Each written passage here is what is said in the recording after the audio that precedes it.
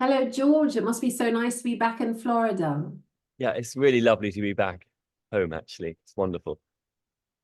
Well, I'm really excited about this retreat in April and May in Sintra in Portugal.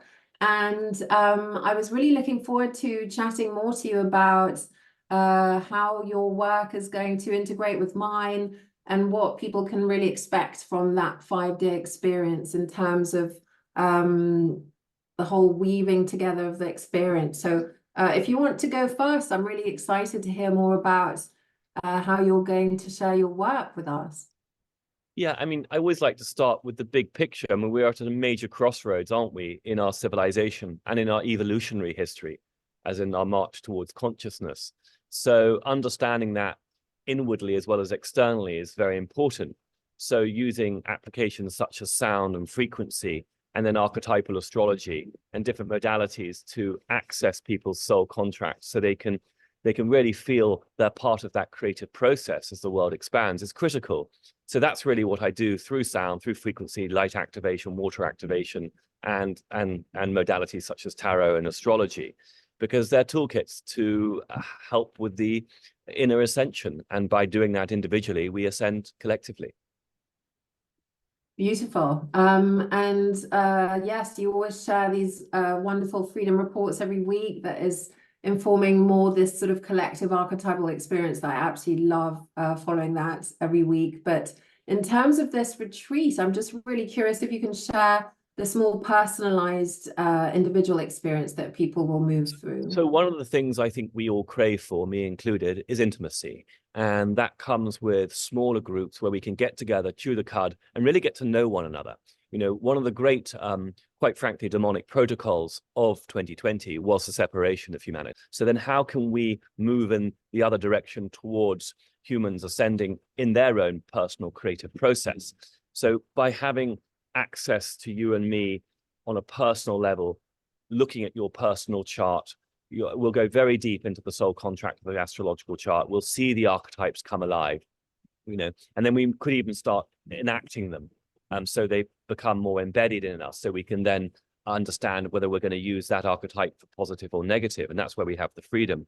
And then, of course, we go into sound frequency where we lie down and we absorb these beautiful sounds and harmonics through different instruments that I have. And that will allow for sort of more integration of getting reconnected to earth, reconnected to nature. And of course, you hosting this in this beautiful part of the earth and obviously working with the themes of elements, it's just such a beautiful, delicious and intimate way for us to all grow individually, but also collectively as a small group. I mean, you and I very much decided we want to keep this, intimate. And I love, 12 as a size, 10, 12, nothing huge, because it really means we all can get to know each other and there's real value in the exchange between the souls present. Beautiful. Thank you for sharing those insights. And I just think it fits so perfectly with the work that I'm bringing with the Kriya Tantric yoga, which connects also to the chakras, to the elements, and brings in a deeper exploration. So for those that aren't aware, Kriya Tantric yoga is an ancient form of meditation that is all related to expansion of consciousness through the astral pathways of the body that just allows the movement of the Kundalini to travel up the spine through a different series of techniques of using mantras and the breath and sound with the voice to activate the energy body. So it just feels like a really complementary practice that we're going to blend together along with the elemental yin, a very gentle movement that allows the movement of the energy and the emotions to be released from the body. So I just love also, as you said, the setting of Sintra. It's such a magical part of Portugal, really powerful, energetic places that we're going to be visiting. Can you share a little bit more about how you feel that your work will connect to nature and the elements? I just love the theme Yeah. of having a different element each day and what you're going to express around that. So let's take water, for example. I know we're going to have a day when we're in one of these remarkable ancient hammams, these spas. And I put structured water, where I always start with decent quality water into my Tibetan bowls. And then I restructure it. and the efficacy of that, the ability for that water to heal, you know, that to me in some ways is part of the Holy Grail. Because when we drink structured water like that, I mean, it's so healing, and you really do hydrate yourself on a level that most human beings don't still understand the power of water. So obviously there's that one element we'll be delving into. And then, you know, with air, we'll be doing different breath activities through sound, through frequency, and just collective gatherings. And then obviously we'll do some fire. We'll work with fire, you know, release and burn. We'll do some prayers. We'll write down notes about what we want to release and what we want to bring in, a bit like what we do normally with a new moon or a full moon. Is that cycle of really working with the natural archetypal cycles to release what's still triggering us or what we haven't fully healed, and then allowing that space like a child does to bring in the new. One of the reasons why children heal so quickly is because they're always evolving. They don't get stuck in the same way that adults do. They don't tell the same story to themselves time and time again. So I think part of it is building this community where people come together and there's a trust amongst firstly yourself and the divine source, but also amongst each other.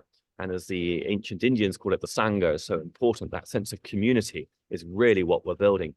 And that really leads on to another point with, you know, I'm teaching a course at the moment on the chakras, and the toroidal field comes out of the heart chakra. The heart is right in the middle of the 7 chakras. It links the lower 3 with the upper 3. And of course, there are a further, you know, four chakras taking us to 12, but those are in the etheric.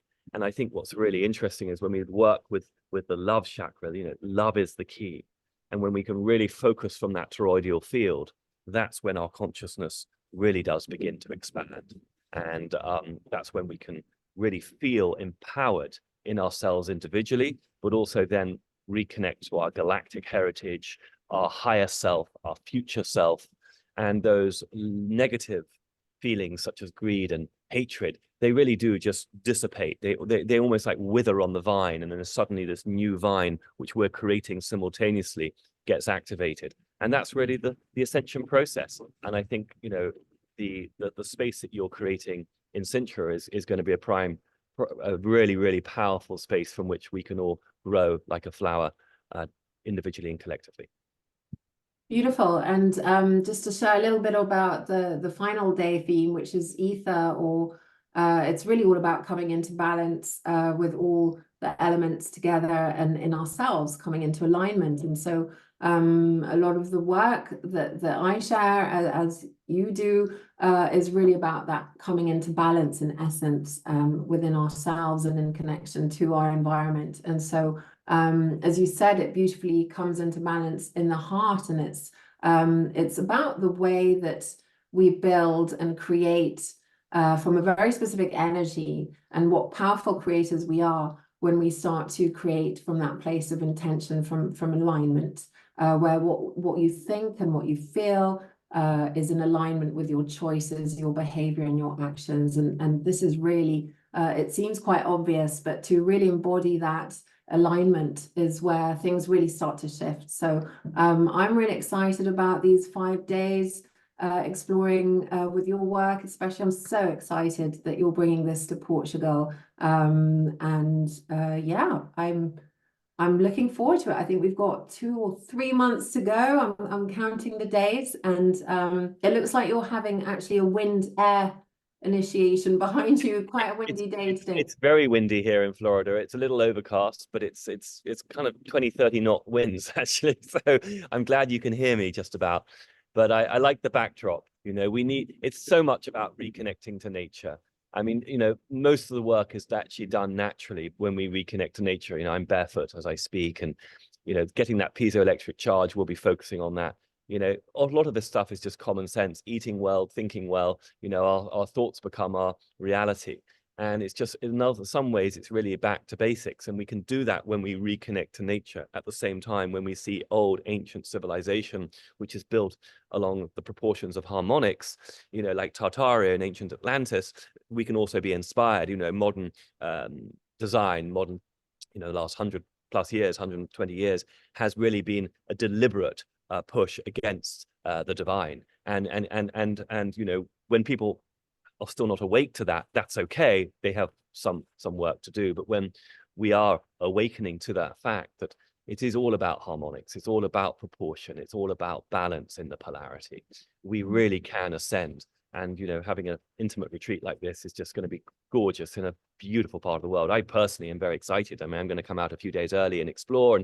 And, you know, I am particularly interested with this retreat for so many reasons.